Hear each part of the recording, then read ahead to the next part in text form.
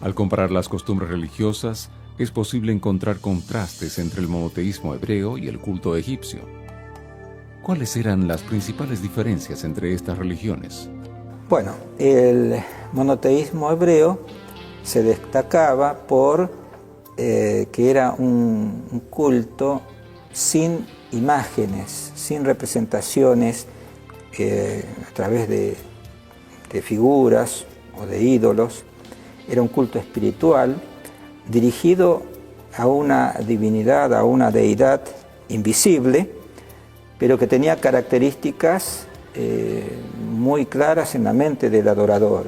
Era omnipotente ese Dios, creador de los cielos y de la tierra, era omnisapiente y también tenía un carácter sumamente accesible porque era al mismo tiempo misericordioso y justo.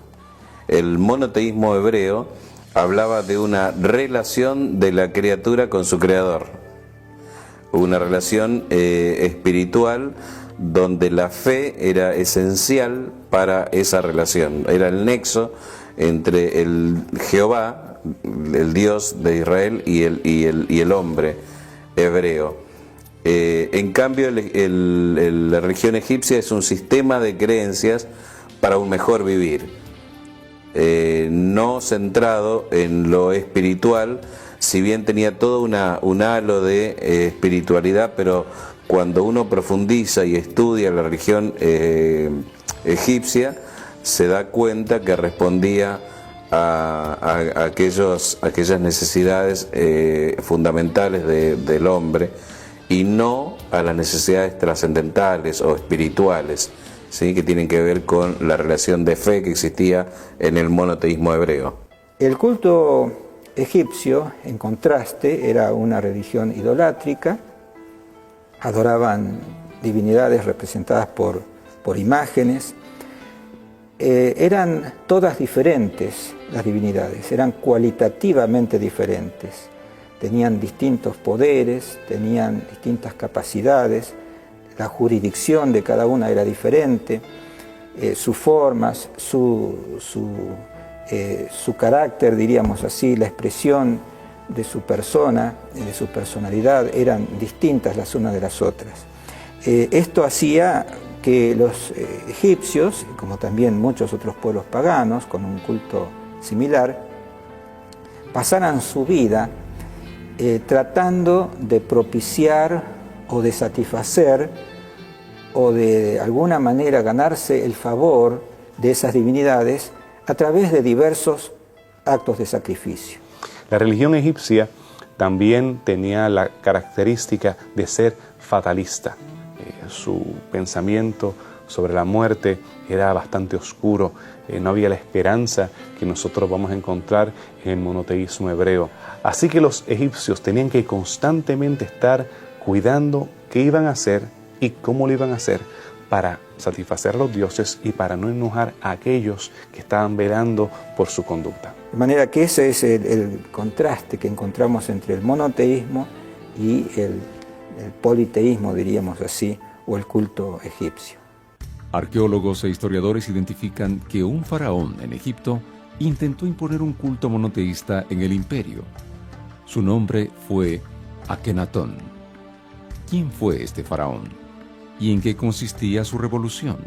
Bueno, para los historiadores de Egipto,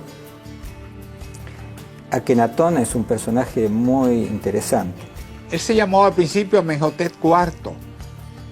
Comenzó su reinado en 1364 a.C. Esto significa que hubo 3 Amenhotep antes que él, o Amenofis antes que él. Los anteriores, los primeros, eran adoradores de Amón. Cuando Amenhotep IV subió al trono en 1364 con el nombre de Amenhotep IV, porque su papá era Amenhotep III, entonces él durante 2 años quedó así, pero en 1362 dijo: no soy más Amenhotep, el principal dios no es Amón y yo no me voy a llamar Amenhotep o Amonhotep como algunos dicen. No me quiero llamar así, yo voy a ser Akenatón. mi Dios es Atón. ¿Y quién era Atón? El disco solar. Evidentemente tenía otra forma de encarar las cosas, otro pensamiento, y no le agradaba la manera como los sacerdotes de Amón, que eran muy poderosos y muy influyentes, se manejaban con los reyes. Anteriormente, toda esa aristocracia, toda esa poderosa clase sacerdotal tenía la facultad de controlar las masas desde Luxor, desde Tebas, ciudades reales cerca del Valle de los Reyes, del Valle de las Reinas, una herencia grande. No solamente hablamos de poder religioso, sino poder político y poder económico. Tierras que le pertenecían a los templos y también impuestos que se traían a los templos, ofrendas las cuales beneficiaban a esta clase sacerdotal. Ahora, cuando Akenatón sale de esa área, sale toda esa influencia, sale todo ese poder económico de manos de esta clase sacerdotal.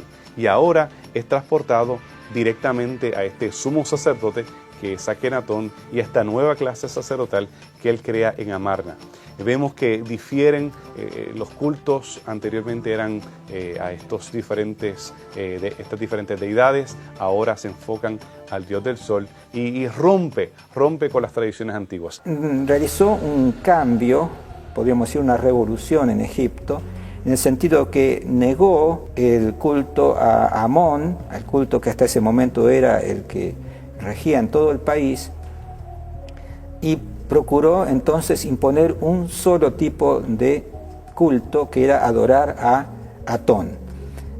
Inclusive otras divinidades debían ser dejadas de lado, solamente debía ser un culto a Atón, por lo cual se ha considerado de que fue una revolución monoteísta la que hizo este personaje, este rey. Fue un momento crítico, diríamos, para la historia de Egipto. Nunca antes había acontecido algo así.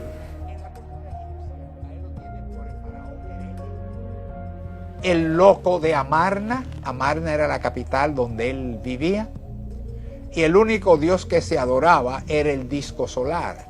Por lo tanto, era un faraón bastante impopular.